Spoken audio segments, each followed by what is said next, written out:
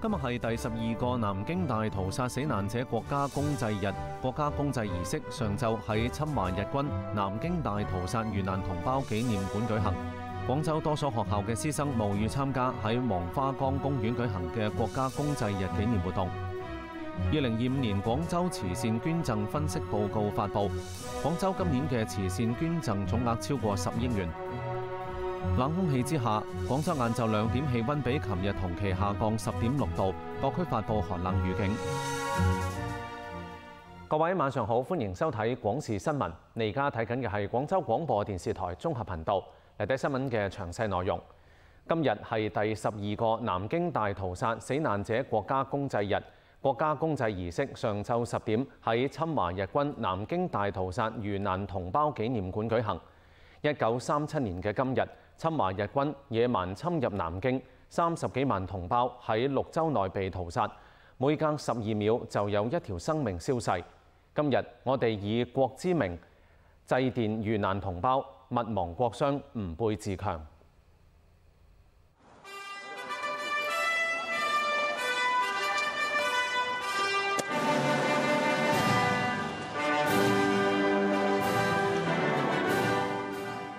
朝早8點，侵華日軍南京大屠殺遇難同胞紀念館舉行升國旗下半旗儀式，拉開咗國家公祭日悼念活動嘅序幕。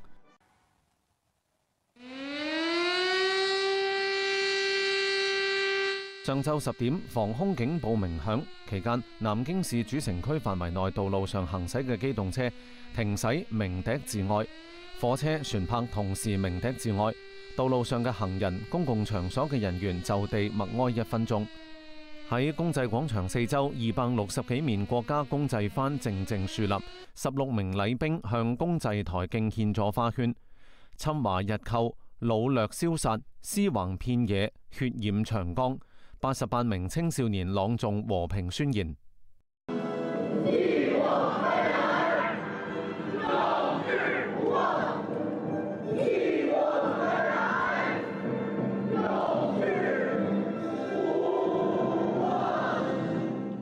和平大鐘撞響，鐘聲回盪，3000羽和平鴿振翅高飛，寄託住對逝者無盡嘅追思同對和平嘅祈願。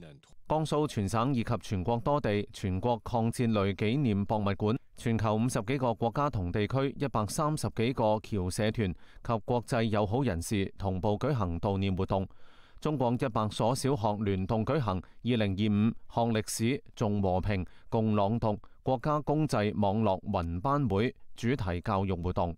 我們要時刻銘記這段歷史，勿忘國恥，發憤圖強。作為新時代革命軍人，我們更應該牢記那段悲痛的歷史，苦練打贏本領，把對歷史的銘記化作練兵備戰的動力。新華社發文：民族之痛永不敢忘。文中指出，88年過咗去，歷經劫難嘅南京已經改換新顏，但曾經嘅傷痛我哋永遠不會忘記。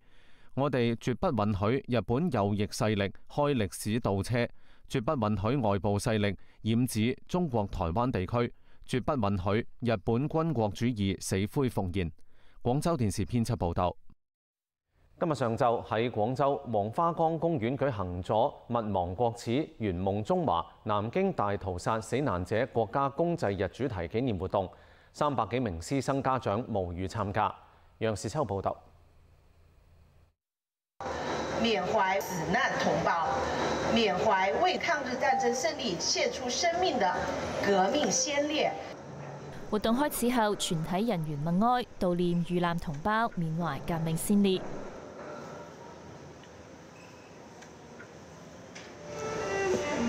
南京城攻破後，之後，黃花崗公園講解員同參加活動嘅小學生用詩朗誦嘅形式，同現場市民一齊回顧嗰段民族苦難與抗爭嘅歷程。山河破碎，社稷蒙難，烈焰閉空，朔風哀嚎。和平信念，深植心間，復興征途，吾輩勇闖。上晝陰雨綿綿，但活動並冇因為天氣而刪減任何環節。所有小學生着住雨褸，堅持到最後。革命烈士们都付出了生命来换来我们现在的和平，我们这点雨怕什么？英雄用血肉换来这麼美好的幸福生活，刮風下雨也要紀念他們。有老師表示，牢記歷史並唔係為咗延續仇恨，而係為咗更好嘅守護真相，激勵一代代中華兒女自強不息。從小種下愛國和平的種子，增強民族自尊心、榮辱感。我要好好學習，鍛鍊身體，將來建造許多高科技的東西，為祖國讓祖國變得更加強大。廣州電視記者楊時秋報導。據統計，今年有8位南京大屠殺幸存者去世，到目前登記在世嘅幸存者僅存24位，平均年齡達到95歲。喺侵華日軍南京大屠殺遇難同胞紀念館，其中一場面上有100位老人嘅照片，佢哋係截至2017年9月30號登記在冊嘅部分南京大屠殺幸存者。每當有一位幸存者離世，照片牆上嘅燈就會熄滅一盞。而家牆上只係有24盞燈仲着住。幸存者24位，目前平均年齡已經有95歲了，最大的有102歲。我們對這些幸存者採取了1對1、1人1檔的保護，關愛他們的生活。我們還發動了醫院、街道、社區來關愛他們。夏淑琴係登記在冊嘅幸存者之一，老人今年已經96歲，但思路清晰，表述流暢。佢屋企裏邊7口人被日軍殘忍殺害，只有當時8歲嘅佢同4歲嘅妹妹僥倖生存咗落嚟。夏淑琴自己亦都被擊中3刀，至今仲留有傷疤。雖然年事已高，呢幾年夏淑琴始終堅守喺傳播歷史真相嘅一線。佢多次參加南京大屠殺死難者國家公祭儀式、南京大屠殺死難者家庭祭告活動等，仲遠赴日本講述親身經歷。我們國家很富強，我現在生活很好，希望我們下一代青年要和平，永遠要和平。隨住時間嘅流逝，南京大屠殺幸存者呢一歷史見證者群體日益減少，傳承歷史記憶、捍衛歷史真相越發迫切。夏媛係夏淑琴老人嘅外孫女。2022年8月，佢成為首批13名南京大屠殺歷史記憶傳承人之一。我現在就是咱們館裡面，做一些講解啊，讓他們就是不但看到圖片，還能聽到這個真實的這個事情。我今年7月份還去到日本，去京都的立命館大學裡面講我當時我外婆家的這一個經歷。其實當時講完以後，就有一個日本的這個學生就找到我，他說他沒有想到做了那麼多非常殘忍的事情，所以我覺得我們的講述也是一種力量。至到目前，共有4批38名中外籍人士成為南京大屠殺歷史記憶傳承人，為促進歷史文化多元化傳播注入生生不息嘅力量。廣州電視編輯報導。2025年中國公益慈善項目交流展示會第5屆廣州粵港澳大灣區慈善盛典琴日舉行，頒發廣州慈善服務表揚狀，同時發布粵港澳大灣區慈善事業高質量發展廣州倡議。方寧報導。上午舉行咗2025年中國慈善項目交流展示會，主辦方為20位廣州慈善服務表揚對象代表頒發咗表揚狀，現場仲展示咗全國80個優秀慈善項目，包括教育助學、醫療衛生、生態環境、鄉村振興等多個維度。第5屆廣州粵港澳大灣區慈善盛典以善會灣區共築善城為主題。現場發佈嘅2025年廣州慈善捐贈分析報告顯示，2025年廣州慈善捐贈總額約為10.9億元。本屆慈善盛典仲發佈咗粵港澳大灣區慈善事業高質量發展廣州倡議，提出強化慈善項目合作，推進灣區城市嘅慈善組織等倡議。接下來，我們將立足灣區，着眼全國，面向世界，推進全國要素資源對接，推動粵港澳3地的規則銜接、機制對接，打造高水平的發展樞紐。近年嚟，廣州喺全國率先創建慈善之城，出台實施《廣州市慈善促進條例》等地方性法規，創新推進人人慈善、時時慈善、處處慈善。近5年來，廣州市區2級慈善會累計募集捐款超51億元。我們深耕基層治理，在全市設立了3011個社區慈善基金，募集慈善資金超過1.9億元。連續2年舉辦的社區慈善助力民生微時事活動，發動了81萬人次參與。廣州電視記者方寧報導。轉頭翻嚟繼續廣視新聞。2025廣東省樂扣小鎮發布，廣州有5個街鎮入選，佢哋既有特色產品，亦都有購物消費同旅遊體驗功能。2025年粵港澳大灣區人工智能與機器人產業大會迎嚟首個週末開放日，機器人解鎖咖啡製作同武術技能，吸引好多人嘅目光。人有一個夢想嘅報導，睇下慈青賽場嘅前輪椅籃球運動員係點樣同廣繡結緣，投身非遺傳承工作嘅。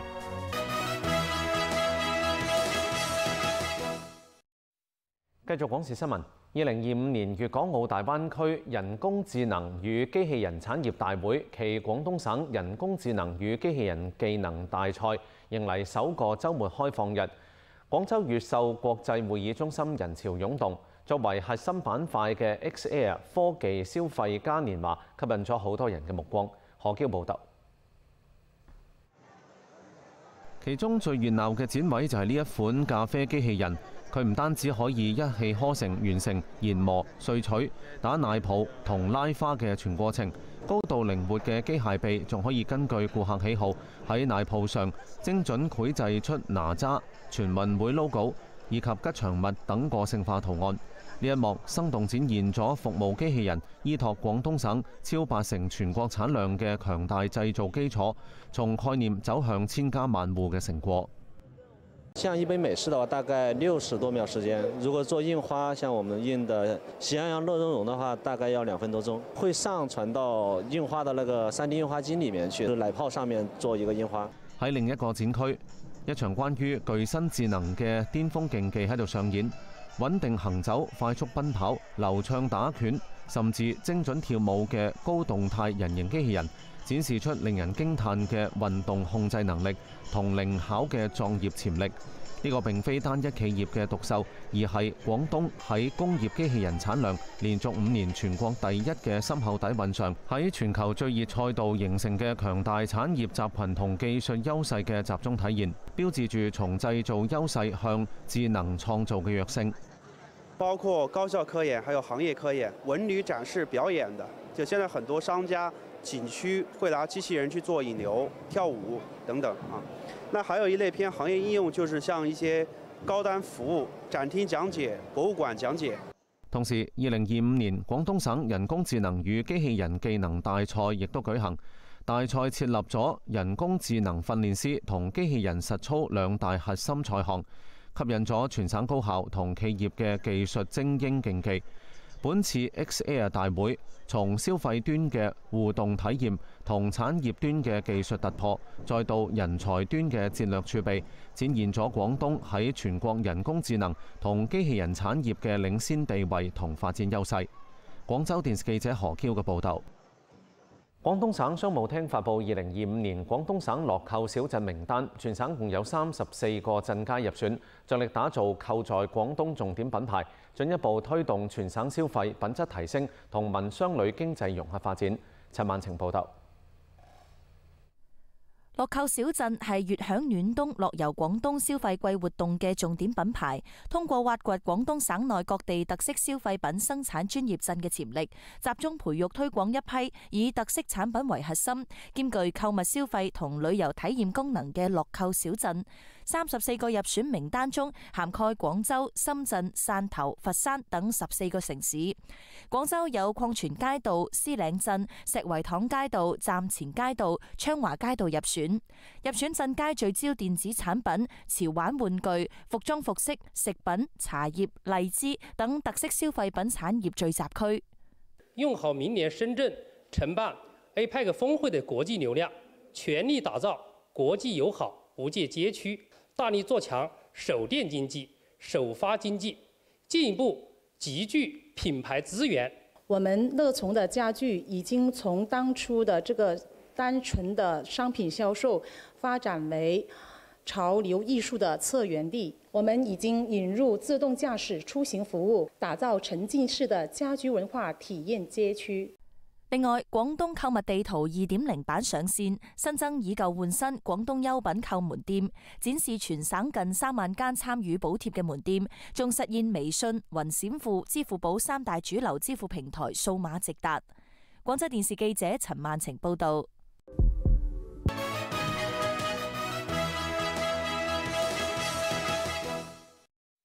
翻嚟港視新聞，下邊係一人有一個夢想系列策劃。國家級非遺廣繡市級代表性傳承人黃新元用30幾年嘅時光，唔單止守護千年技藝，更將佢化作一座渡人之橋，為殘障人士提供學習同再就業嘅機會。下邊一齊走入佢嘅動人故事啊！陳曼晴報道。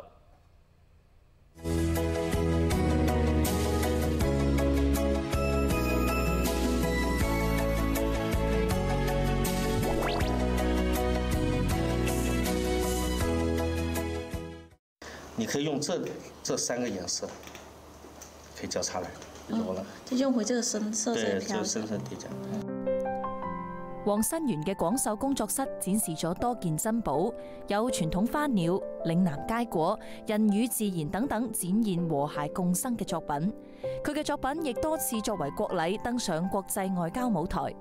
幾年前，有殘障朋友慕名前嚟學習廣繡技藝。由此開設廣繡殘障班嘅計劃喺佢嘅心入邊逐漸萌生。我說呢，這個群體呢，我們就全公益、全免費，材料我們也免費。當時我們也沒想到能堅持下來有多少人，我們也沒想到我們的洗手間要有殘障人士的。後面那個燕飛在這就業以後，我說不行，我說必須馬上要安排。燕飛現在是從學員，到就業，現在到徒弟。它是一個多重身份的一個遞進。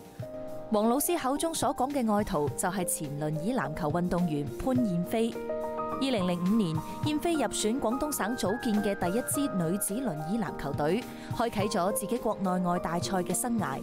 退役之後，一次不經意嘅參觀，徹底打開咗燕飛對廣繡嘅熱愛之心。俾嗰啲作品震撼到啦，特別係之前呢度有幅好大嘅報春圖嘅手品，我未第一次見到咁大幅嘅手品，深深被佢吸引咗，越練咧就越中意，因為開始咧係練好枯燥嘅啲針法啊咁嗰啲嘅，咁一路練咧一路都有好多啲同學都冇再嚟啦咁樣。但係我係已經沉浸入去嘅。燕飛中途亦都曾經懷疑同退縮，而師傅黃新元一直用實際行動鼓勵殘障人士積極投身非遺傳承工作，從體驗到就業，從技藝不斷提升到繼續傳承。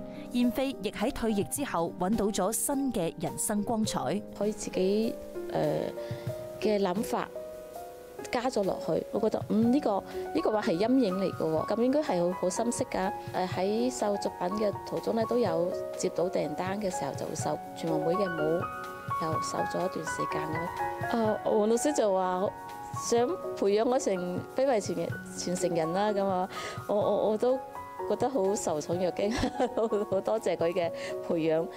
因為而家嚟學習嘅殘障朋友啦，黃老師都叫我去教佢哋，我學嘅嘢又可以教到俾人哋，咁就好開心噶啦。算人次是超了180多人次，成立了就是中國首個廣繡技能培訓學校，還是保持公益和慈善和免費的，就是要殘聯班。未來也就是孵化更多的殘障人士能走上非遺技藝的這條道路。一個人的真正的強大，是你通過這個技藝能帶動多少人就業，也能幫扶到多少弱勢群體，這才是一個傳承了1-2千年技藝的根和脈。美加墨世界盃將於明年6到7月舉辦。國際足聯宣布呢一屆嘅賽事門票會根據市場情況動態調整。咁而家部分熱門場次嘅票價飆升，引發球迷不滿。國際足聯話，由於預期需求旺盛，世界盃門票將分階段發售。喺首輪售票中，小組賽最低票價係60美元，決賽最高價係6730美元。但係美加墨世界盃首次使用票務動態定價系統，門票價格根據比賽熱度、球隊吸引力同銷售階段實時浮動，無形中大幅推高咗票價。根據最新公布嘅票價，部分小組賽已經標價700美元，決賽票價飆升到8680美元。歐洲球迷組織話，如果一個球迷從小組賽一直追住球隊到決賽，至少要使6900美元。受到動態定價系統影響，門票價格冇上限，熱門場次可能會持續飆升到天價。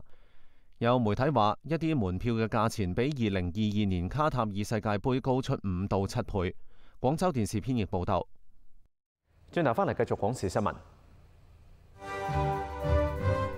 冷空氣之下，晏晝2點，廣州氣温比琴日同期下降10.6度，各區發布寒冷預警。2025大灣區農產品交易會暨土特產精品博覽會，過千款嚟自全國嘅土特產亮相。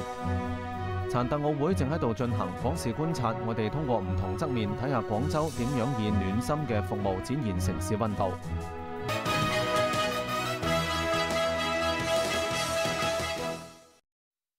嚟睇下天氣，今晚到聽日廣州零星小雨轉多雲，10到17度。繼續新聞時間，今日朝早廣州各區都掛起咗寒冷黃色預警信號。氣象部門話，受到冷空氣影響，廣州氣温比琴日同期下降咗超過10度，降温會持續到下週1。方寧報導。早上廣州飄起小雨，颳起北風，嚟到江邊，大部分市民都換上咗冷衫、羽絨外出散步。有市民話：呢次降温速度快，需要及時添衣保暖。因為前段時間太熱了，這剛好降一下温呢，就降一下暑，那樣天氣涼快一點，那個人也精神一點。今天穿3件啊，一件薄毛衣，就是裡面。昨天的時候就是好像，就是20幾度那樣子，然後今天早上起來的時候，就是温度降得比較多嘛，然後也有下雨，風也很大，特別是這個江邊，晚上就是打個邊爐之類的。氣象部門介紹，呢股冷空氣喺今日朝早抵達廣州，帶嚟降雨並伴有5至7級陣風。本輪冷空氣最低氣温將出現喺15號嘅早晨。今天夜間到明天白天的話，我們廣州是一個，那麼氣温是介於10到17度之間，那麼15號早晨的話會出現此次的空氣過程的一個最低氣温，考慮是在9度左右，然後15號白天開始，這個氣温就慢慢開始回升了。天氣轉涼，唔單止係人，樹木亦都要添衣。據了解，白雲區最近對轄內多條街道樹木進行塗白作業，呢啲白色塗層能夠起到防凍殺蟲滅菌嘅作用，保護樹木安全越冬。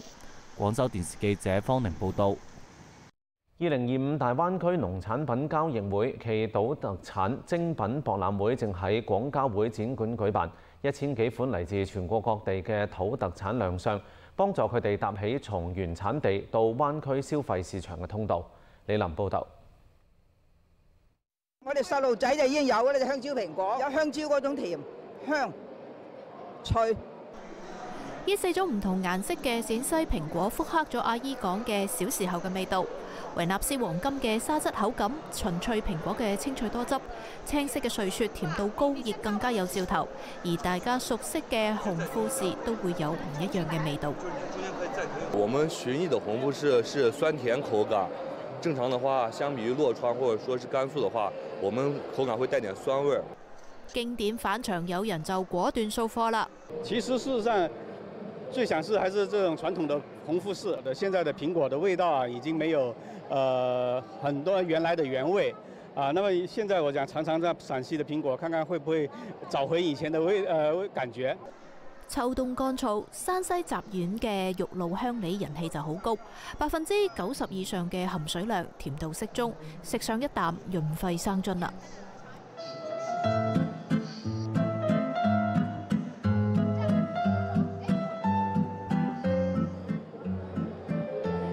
你這個吃的是什麼呀？我這個是人參鮮椒醬拌的米飯。人參嘅回甘為濃郁嘅辣椒醬帶嚟清爽嘅平衡感，同米飯麵條都係靈魂伴侶。每一啖嘅人參辣椒醬都會變成你嘅人生辣椒醬。人參辣椒醬加入人參之後，它的口感會更加的鮮甜一些。先是鮮甜，然後再是酸，然後再是辣，最後還有個人參的回甘。喺滋補中食出美味，人參嚟到吉林嘅展位，做法都會72變。你估下大廚點樣喺東北名菜鍋包肉裏邊加入人參？答案就係最後淋上去嘅醬汁啦。有了人參的加持，它既有淡淡的參香，但是通過我們的工藝，它又沒有那種特殊的土腥味啊，或者這種苦澀的味道又沒有，所以說它是既有口感，然後又營養美味。呢場全國首個聚焦農業 B2B 嘅專業展會舉辦到14號，吸引超過600家參展商、1000幾家重點採購商以及過萬名專業觀眾參與。展會除咗令土特產走入灣區市場，亦係粵響暖冬、樂遊廣東消費季活動嘅其中一個環節。廣州電視記者李林報導。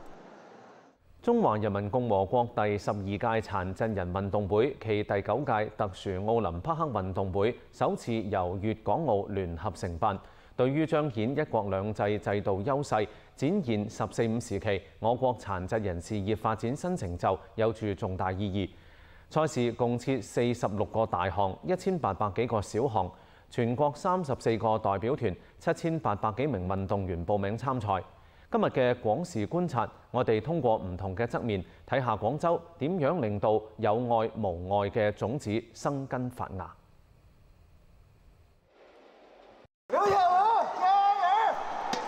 殘特奧會乒乓球比賽上，為運動員加油打氣嘅觀眾係運動員劉小毛嘅爸爸劉浩龍。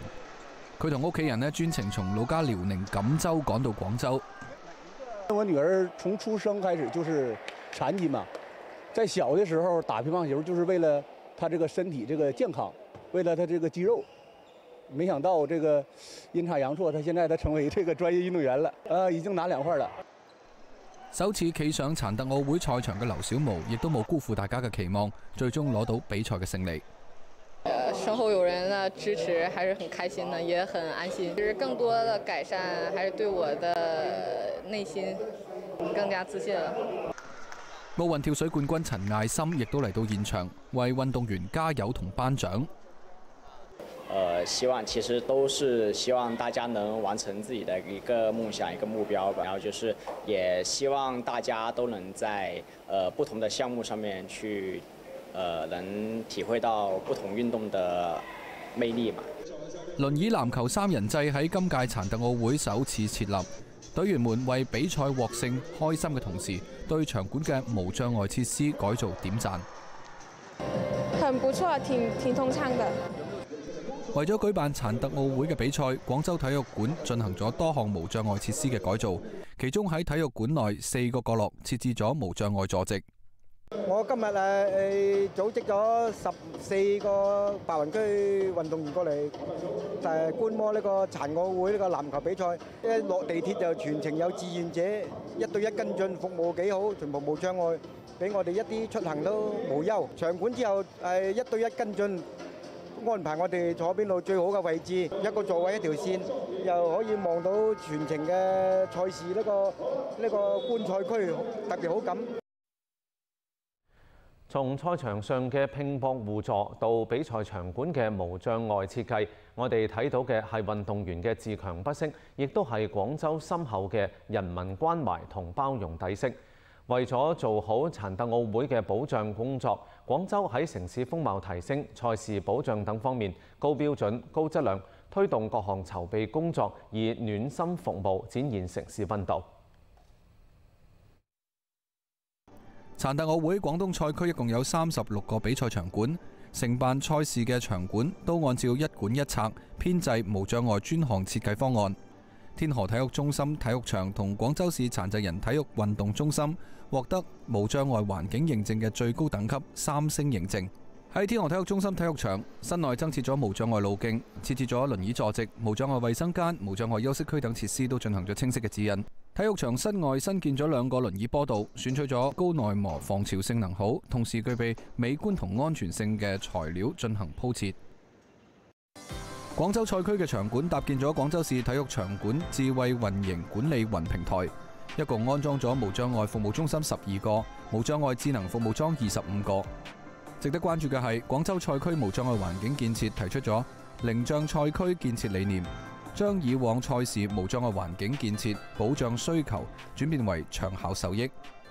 除了為賽事能夠做到無障礙之外呢，還是從設計之初就考慮到一個賽後的長效的一個機制。其實無障礙包括一些或者是比較弱的群體啊，老人啊、小孩啊，它都有一個方便。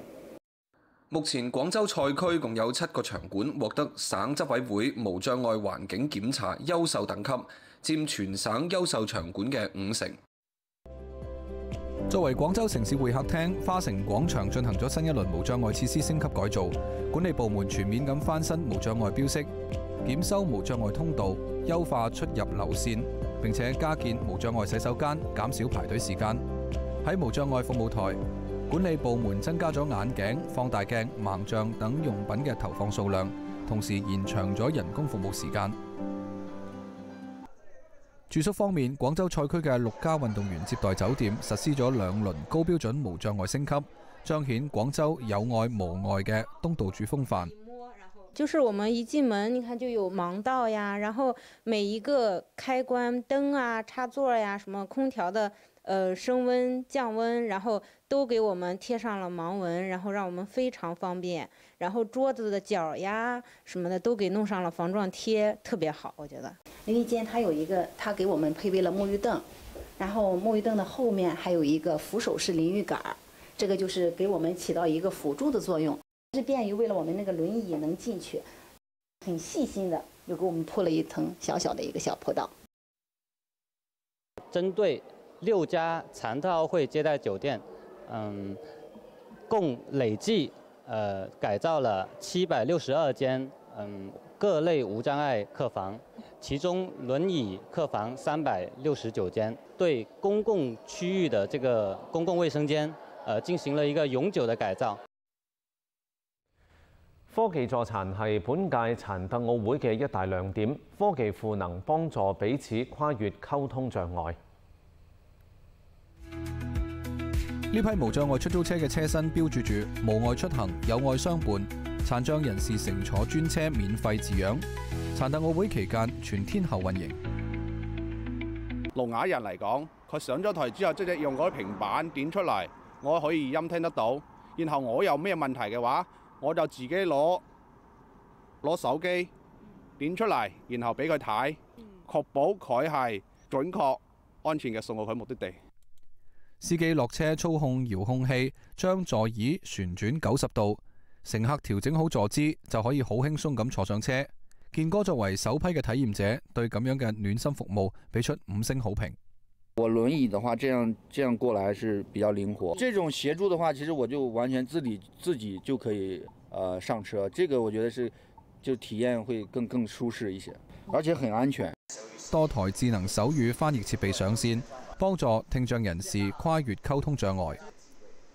喺全運廣州小程序上，聽障運動員同觀眾遇到溝通問題，可以點擊呼叫手語翻譯，有手語翻譯志願者遠程在線幫手。石成川係廣州音書科技創始人，佢自己亦都係一個聽障人士。研發呢套系統，佢係希望可以幫到更多人。15運會和殘特奧會這個場景上面，大家問的可能還是跟這個比賽有關的一些信息，比如說詢問場館的方位。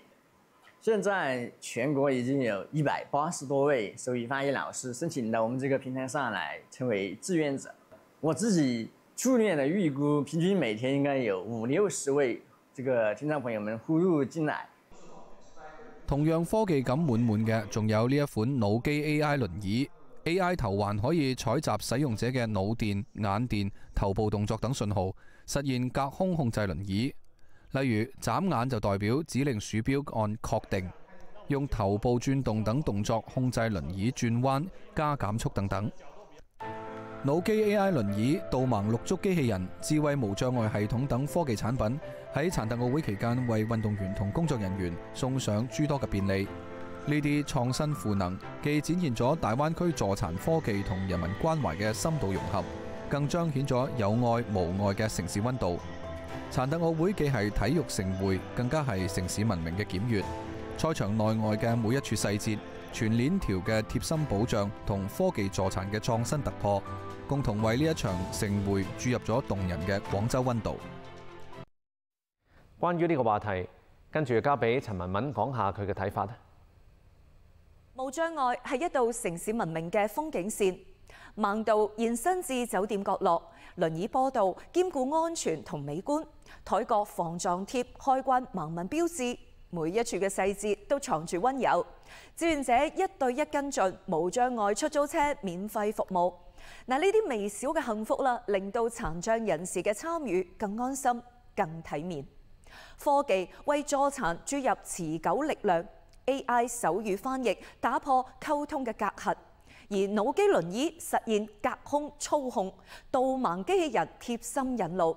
大灣區嘅科創實力冇淪為冰冷嘅技術展示，而係轉化為以人為本嘅賦能工具。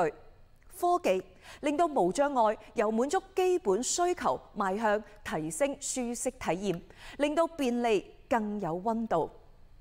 殘特奧會嘅舉辦係體育精神嘅綻放，更加係城市文明嘅深度演繹。實踐證明啊，對殘障人士嘅尊重係融入肌理嘅文明自覺。賽事凝聚起全民共建嘅合力，政府搭台規劃長效機制，企業賦能科技創新，凝將賽區嘅理念落地生根。而設施改造唔單止服務賽事，更加係長效惠及老人家同埋細路仔等嘅群體。殘特奧係普及包容理念嘅催化劑，推動社會認知由同情走向尊重。廣州以東道主之責交出咗一份文明答卷。賽事會落幕，但永久保留嘅無障礙設施、深入人心嘅包容理念，已經成為城市珍貴嘅資產。呢一份溫暖同擔當，唔單止彰顯城市實力，更加為大灣區協同發展提供咗生動示範，令有愛無礙嘅種子生根發芽，令每一個生命都可以喺文明嘅陽光下自信綻放。好啦，今晚嘅廣視觀察就到呢度。歐盟宣布已經就無限期凍結俄羅斯央行喺歐洲嘅資產達成一致。之前歐盟要每6個月就延長俄凍結資產期限進行一次投票。歐洲理事會主席證實，歐盟領導人已經履行咗10月份作出嘅承諾，即凍結俄羅斯資產，直到俄羅斯對烏克蘭作出戰爭賠償。預計歐盟領導人將喺18號敲定賠償貸款嘅細節。比利時、保加利亞、馬耳他同意大利當日發表聯合聲明，話支持歐盟動用緊急權力無限期凍結呢啲資金，並且敦促歐盟各國繼續探索同討論符合歐盟同國際法嘅其他方案。匈牙利總理歐爾班喺社交媒體上話，匈牙利反對呢一舉措，認為呢個將對歐盟造成不可挽回嘅損害。俄羅斯央行12號話，歐洲清算銀行嘅非法行為導致俄羅斯央行遭受損失，因此已經向莫斯科市仲裁法院對歐洲清算銀行提起訴訟。歐盟委員會估計，目前歐洲凍結嘅俄羅斯資產有2100億歐元，其中1930億存放喺歐洲清算銀行。廣州電視編譯報導。研究人員喺加拿大不列顛哥倫比亞省附近海域發現咗虎鯨同海豚合作捕食。作為海洋中嘅頂級捕食者，虎鯨主要以帝王龜為食，但係呢一種魚對海豚嚟講太大啦，所以佢哋通常選擇飛魚。研究人員表示，虎鯨同海豚喺加拿大不列顛哥倫比亞省附近海域嘅互動，並非係覓食途中嘅偶遇，而係一種合作捕食模式。喺呢個過程中，海豚擔任偵察兵揾帝王龜，虎鯨緊隨其後。成功捉到鮭魚之後，雙方就會分享食物啦。研究人員認為呢一個發現係對虎鯨同海豚之間合作捕食嘅首次記錄。接落嚟，團隊仲將對呢一種合作捕食模式展開進一步研究。廣州電視編譯報導。轉頭翻嚟繼續廣視新聞。殘特奧會游泳項目決出多塊金牌，喺盲人足球賽場，由廣州炮現役球員嚟互動，體驗戴眼罩踢足球。而家裝修。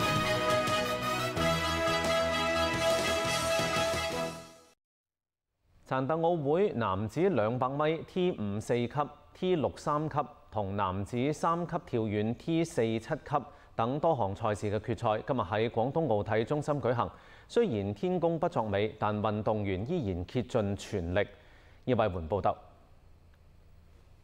今日天氣有所降溫，仲伴有雨水，但運動員們嘅拼搏就冇絲毫鬆懈。喺男子200米 T63級嘅決賽中，廣東隊選手溫兆輝奪得銅牌。前面自己不敢跑起來，沒有，就是自己的問題吧，自己沒夠大膽衝出去。接下來訓練就是多練一下起跑，然後扎實一下基礎。下一次的話破30，還是挺開心的，因為拿到牌了嘛，也是一個意料之外吧。風雨中，工作人員同志願者亦都同樣矚目，佢哋迅速清理積水、加固設備，為運動員提供全程保障。比賽中有唔少選手依然保持高水平發揮。雨水雖然打濕咗賽場，亦都令到拼搏精神嘅火花更加閃亮。